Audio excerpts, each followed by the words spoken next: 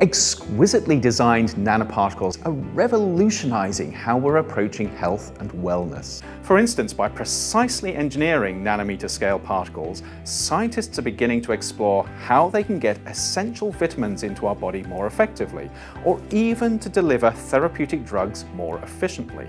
Nanoscale drugs are an especially exciting area of research at the moment. By taking really powerful medicines and forming them into nanoparticles, we can get them to precisely where they need to be in the body. But for them to be effective, they have to evade the body's defense systems. The major function of the human immune system is to protect us against foreign materials, and nanoparticles can be recognized as foreign materials and induce an immune response. And what is it that determines whether a nanoparticle will trigger an immune response? There are different parameters which are important for the induction of an immune response. It's the material, it's the surface, and it's the size. So how can we design nano-sized drugs so that they evade the immune system? We have seen that nanoparticles in a size range of about 50 to 100 nanometers and with a specific surface can induce more prominent immune reactions than others.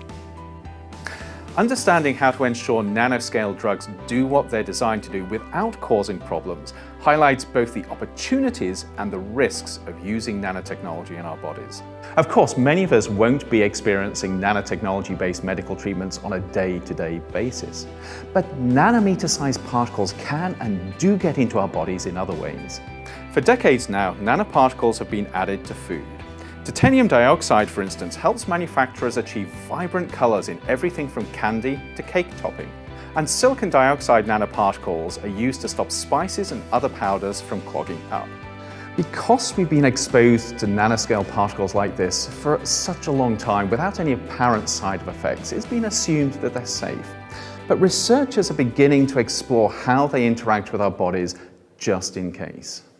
Hans-Peter Nageli is one scientist who has been studying this as part of the NRP 64 program.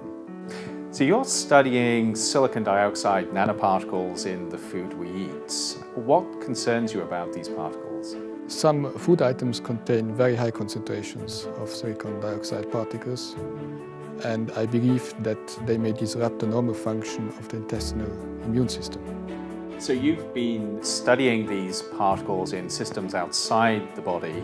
What have you found? We found in our studies that silicon dioxide nanoparticles are able to induce an inflammatory reactions in our test cells. Should we be concerned about this? You should be worried only if you eat large amounts of convenience food really every day.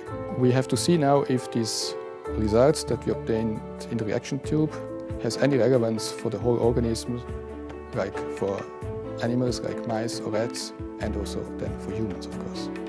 Of course, to be harmful, nanoparticles not only need to be able to get into our bodies, they also need to get to places where they can cause serious damage.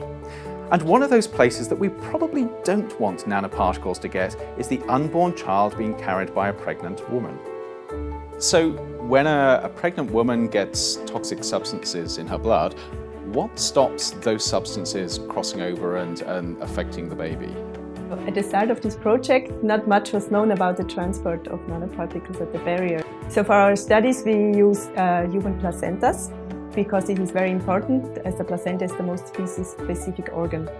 We studied the transport of fluorescent polystyrene particles, and we have found that the transport is possible, but it's dependent on the size of the particles and also on the surface modifications.